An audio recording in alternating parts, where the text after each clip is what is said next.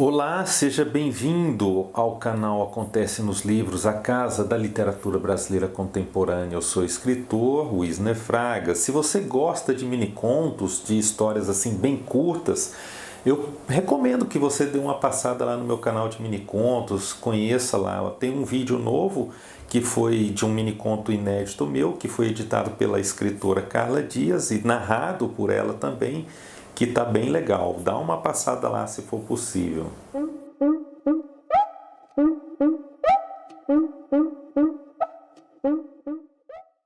A Sombra do Cipreste, este é o título do livro de Menalton Braff, editado pela Palavra Mágica no ano de 1998. Eu já devia ter falado aqui sobre algum livro do Menalton Braff, mas eu não sei por que acabei não fazendo isso.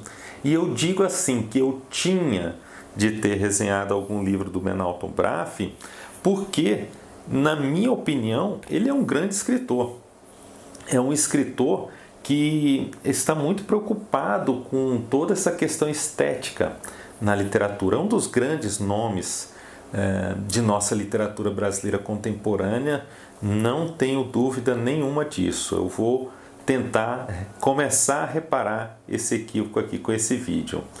Menalton Braff é um escritor gaúcho, é autor então dessa obra aqui, A Sombra do Cipreste, que foi vencedora do Prêmio Jabuti lá no ano de 2000. Esse prêmio Jabuti, então, fez com que o Menalton Braff tivesse então um destaque nacional, algo que, claro, ele já merecia antes, mas que aconteceu com esse prêmio. Até então, ele publicava pouco, ou ele tinha 2 livros publicados com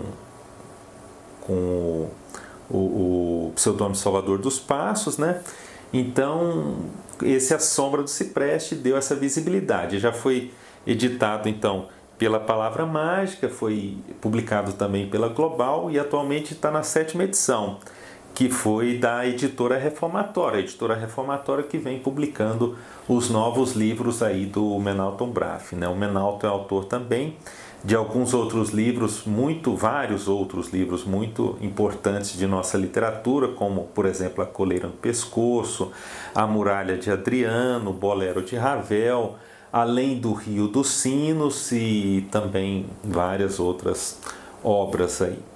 Menalton Braff, então, além de ter vencido esse prêmio Jabuti lá no ano de 2000, já foi finalista do Prêmio Portugal Telecom de Literatura, do Prêmio São Paulo de Literatura, foi finalista em outras ocasiões também do Prêmio Jabuti, foi finalista do Prêmio Caça de las Américas, venceu o Prêmio da Biblioteca Nacional, foi semifinalista do Oceanos, então você já pode perceber que ele é um escritor bem premiado, conforme esse breve resumo que eu fiz aqui, né? Primeiro, eu acho que é bom dar um alerta aí a você. Esse livro aqui do Menalton Braff é uma obra de arte, então ela carrega como obra de arte múltiplas interpretações, infinitos olhares, contemplações. É um livro que exige a atenção do leitor. Eu não acho que seja um livro difícil, né? Algumas pessoas já disseram, inclusive o Moacir Scliar deixa isso claro aqui na orelha, que é um livro difícil, mas eu acho que não é.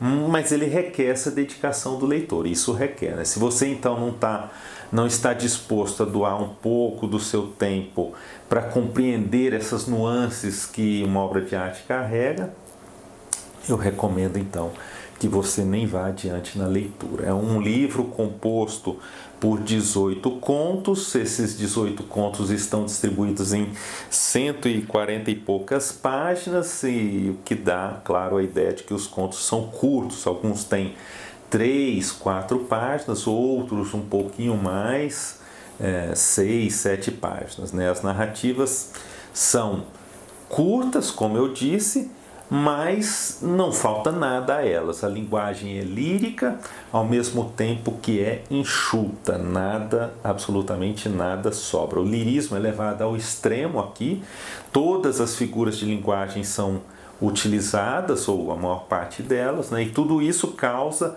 um efeito muito bonito. É possível, pela leitura, perceber o trabalho de lapidação da linguagem de Menalton Braff, o trabalho incansável, né, do escritor que quer sempre a melhor frase, a palavra exata, né, a palavra que consiga dizer aquilo que deve ser dito. Os temas tratados na obra são universais.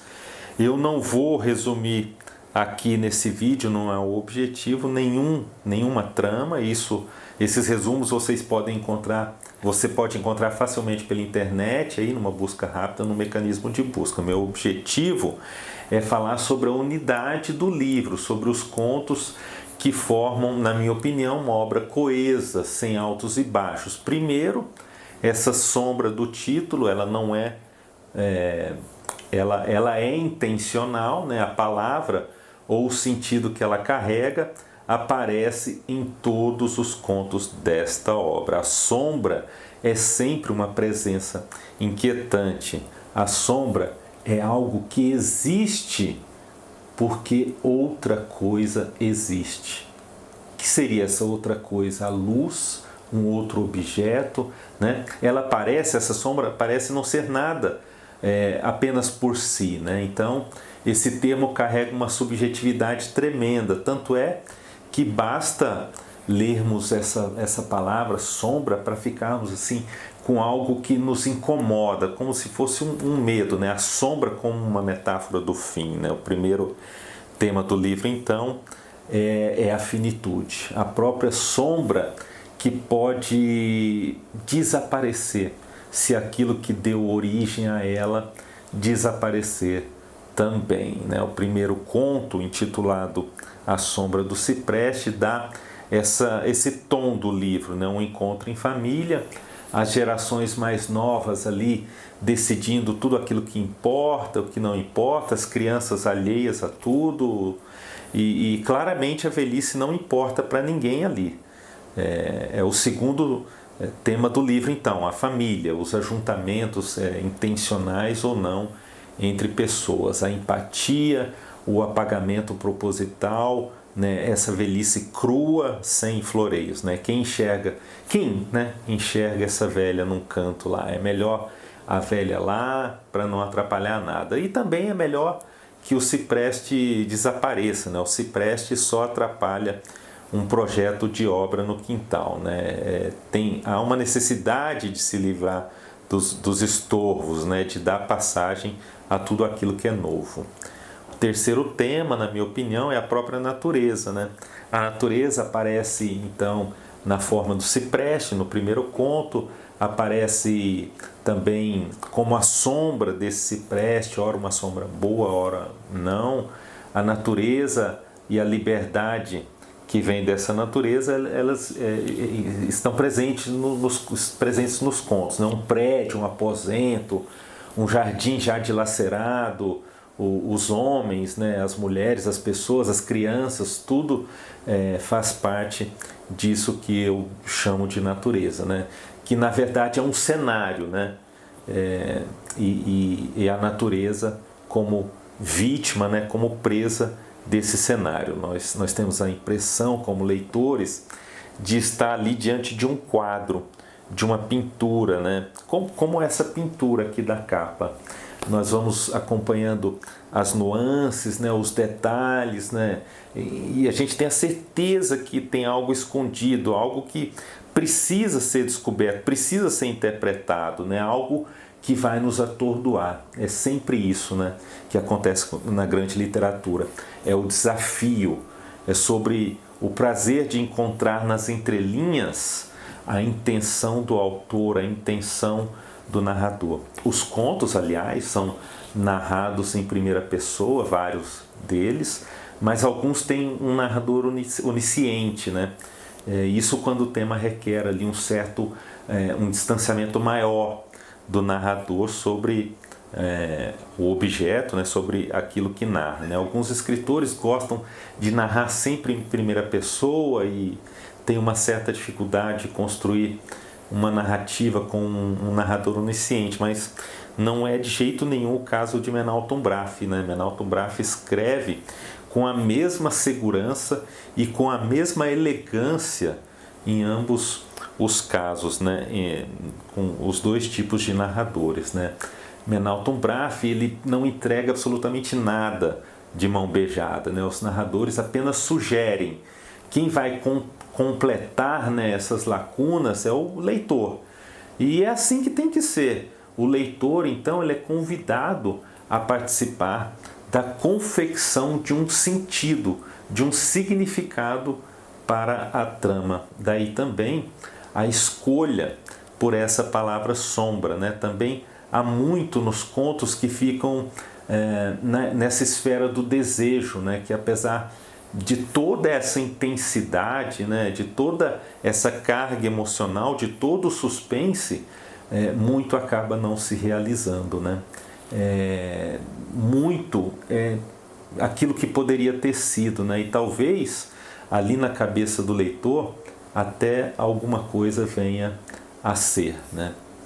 Eu pretendo resenhar aqui outros livros do Menalton Braff, né? Eu quero continuar a falar desse grande escritor, então eu tenho um plano de falar sobre o livro Além do Rio dos Sinos, né? Que é uma obra mais recente, mas uma obra tão importante quanto essa daqui, que eu já considero um clássico da nossa literatura, A Sombra do Cipreste. Muito obrigado por você ter assistido a esse vídeo. Se você gostou, peço que compartilhe, né? Peço também que apoie as editoras e os autores brasileiros, né? Uma forma bem legal de valorizar o que é produzido aqui em nosso país é comprar os livros de escritores brasileiros, né?